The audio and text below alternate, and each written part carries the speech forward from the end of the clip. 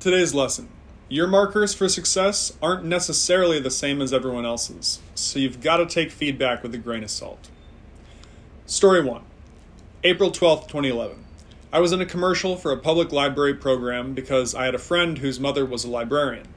I got to go into the KION Fox Salinas soundstage where students from Marina High and York School got to record it, and I even got to see where they shot the news.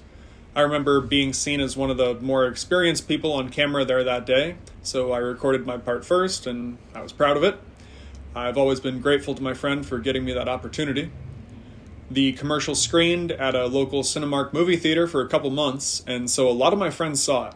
I'd been super proud to appear on a big screen in a real movie theater for the first time, even if it was just in a commercial. But because it was high school and the commercial didn't make us look cool, I ended up getting made fun of a little bit for it. It wasn't the reaction I'd expected at all, and while I was still proud of what I'd done, I didn't talk about it anymore. I didn't bring it up at all.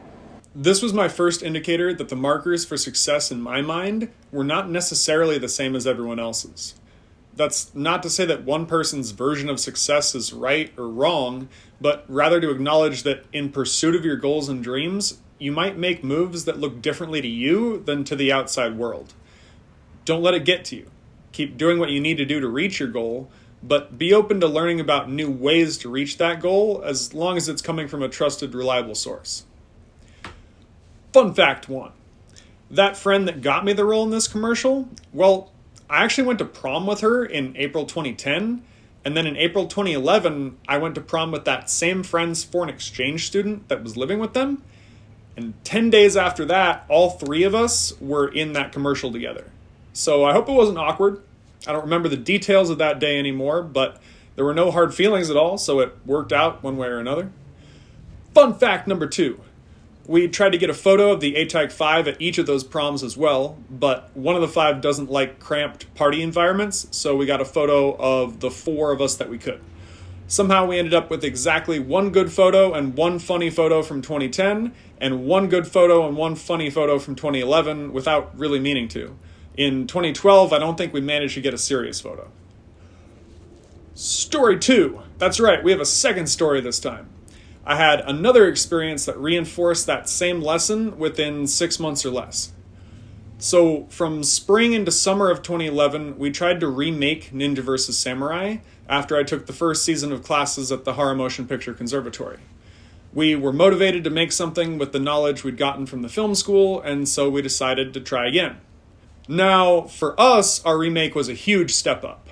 We'd hired a special effects makeup artist, the same friend from the commercial, so the blood and cuts looked real. We choreographed and rehearsed fight sequences for days, so the fight scenes were better. We spent more time rehearsing, so the acting was better. We made camera setups instead of just pointing and shooting. Comparison of the two really shows the effort we put into making the second film. On top of that, I'd actually taken the time to write a better script and tried to give it real depth this time. The title, Two Graves, was from the quote, "One who seeks revenge must dig 2 graves." And the warring groups of samurai and ninja fighting over a river border was kind of a thinly disguised take on gang warfare over territory. Because that was the reality I'd grown up around. Oh, those are gang colors, don't wear those in this area. There was a shooting over who got to deal at that street corner, that kind of thing. One of my parents was a recovered drug addict, and the other was still an active drug addict. My next-door neighbor had a SWAT team break into his home and take him back to prison, and I watched as much of it as I could from my bedroom window when I was about 13. And so that aspect of my life came out for the first time in the script for Two Graves. Salinas was not necessarily considered a safe place to grow up at that time due to all the gang violence, so my film was about how the cycles of anger and violence caused too much bloodshed in the world.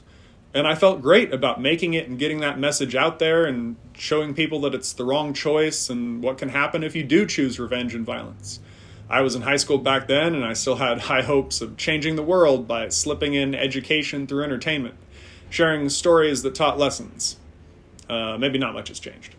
However, when Two Graves was released, premiering at the same event as the Horror Motion Picture short films that I talked about back in Part 1, Episode 4, it felt like a step backwards compared to Instructions Not Included and Plan of Action. We'd shot two graves on a standard definition tape camera using the built-in microphone.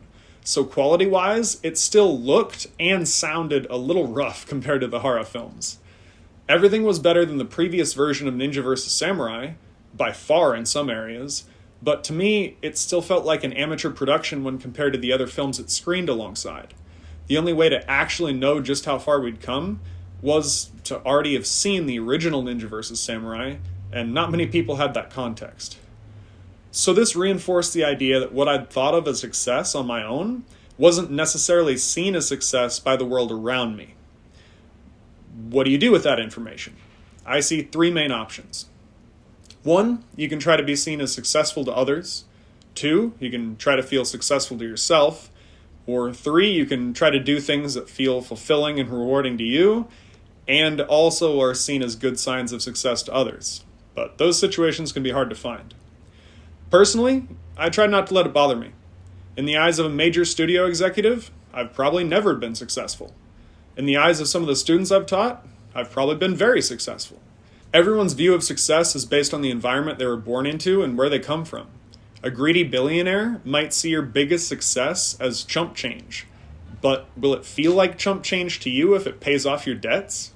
So I try to take the opinions of others with a grain of salt, but acknowledge them as well, especially if it's a viewpoint shared by many people with different backgrounds and socioeconomic statuses. I've really found that the higher the number of very different people that agree with each other, the more likely something is to be true. Anyway, that's my lesson, story, and fun facts for the day. I tried to include info for friends, family, filmmakers, entrepreneurs, commercial actors, gang members, and more. So hopefully you learned something along the way. Want a revenge so bad. Revenge! Help me, Sensei! What should we do?